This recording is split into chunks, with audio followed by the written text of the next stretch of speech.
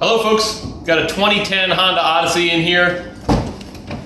I've got dome lights that don't turn on. So I'm going to show you how to replace these. Really fast. You take a thin screwdriver and you put it up in between here and you just pry down. Yeah. And pull down on the other side. You can do it on the other side too.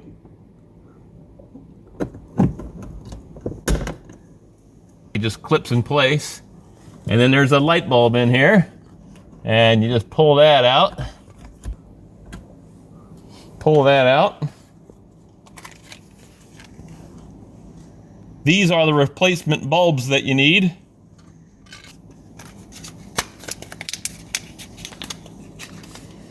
Take the bulb, press it in there. There you go. And to put the cover back on, you just